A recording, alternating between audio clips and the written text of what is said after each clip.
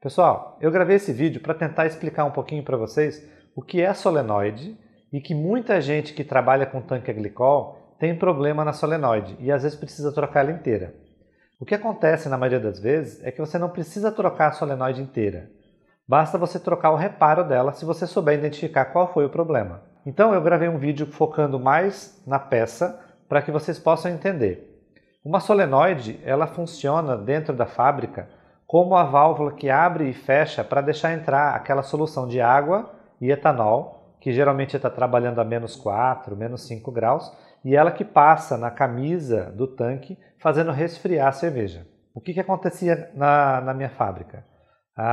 Eu ligava a programação do controlador para baixar a temperatura, por exemplo, de 18 graus para 10 numa cerveja, e o tanque do lado começava a ficar gelado. Poxa, não era ele que eu estava comandando. E a solenoide tem um selo. E esse selo ele não veda direito porque ele enruga a borracha.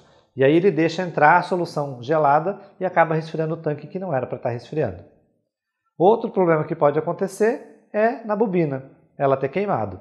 Então acompanhe as explicações que eu dei para vocês, desmontando a solenoide e explicando passo a passo para vocês como é que faz para trocar essas peças.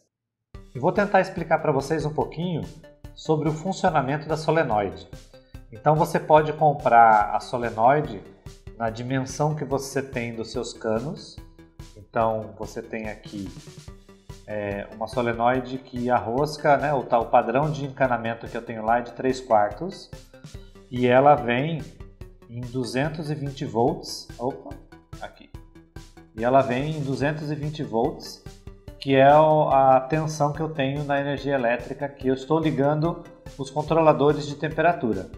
Então a alimentação que vai vir para a solenoide, para a bobina, ela será de 220 volts. Ela deve sair do seu controlador de temperatura, lá do TIC, do MT512, do seu Novus e assim por diante. Eu vou abrir uma aqui para vocês entenderem o que cada uma tem. Aqui eu tenho a bobina,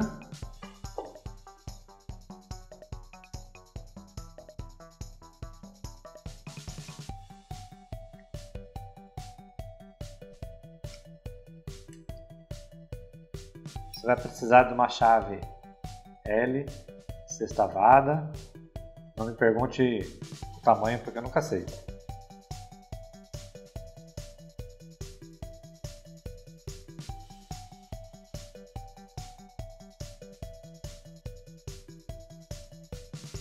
Aqui eu tenho a parte superior e aqui eu tenho a parte inferior.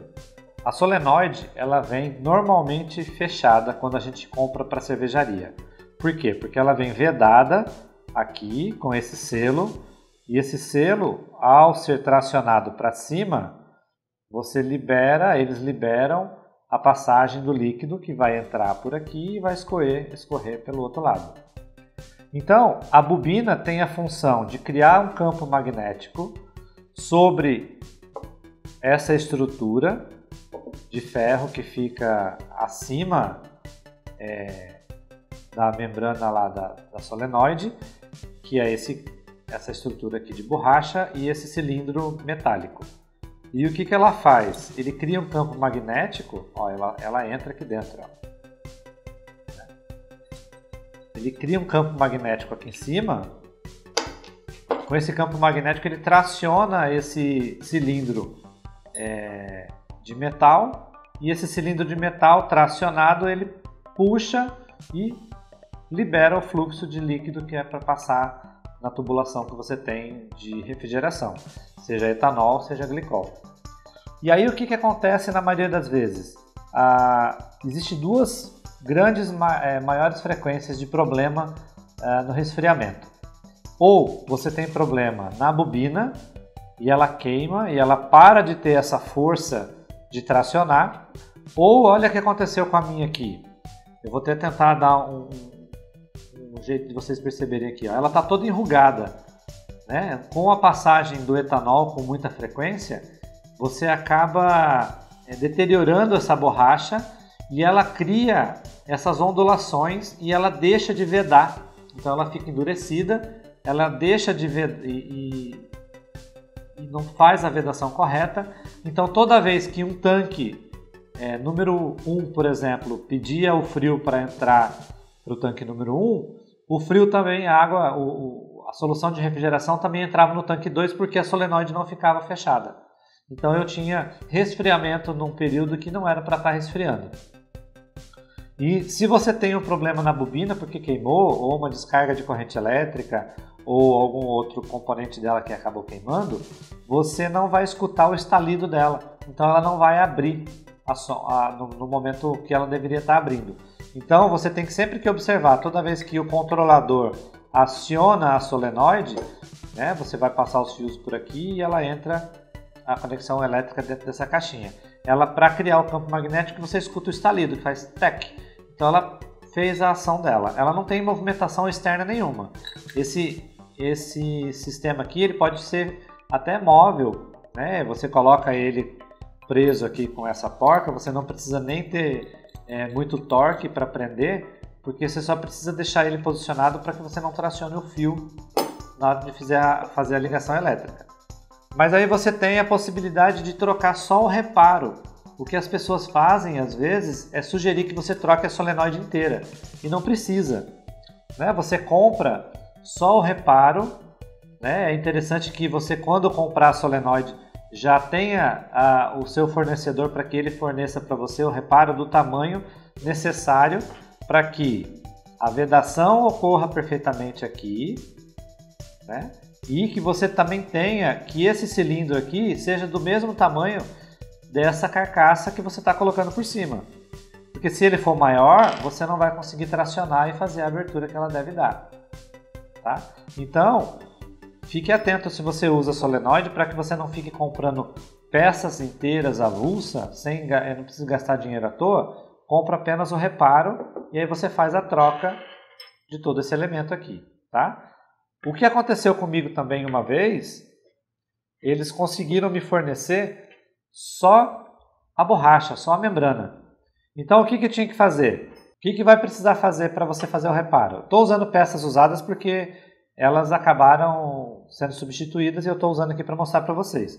Vocês vão pegar esse cilindro, soltar a mola e encaixar de volta nesse processo aqui, nessa estrutura metálica.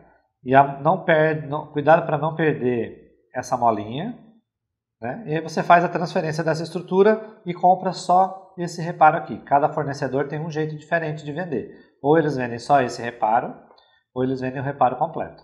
Tá bom? Espero que eu possa ter ajudado vocês.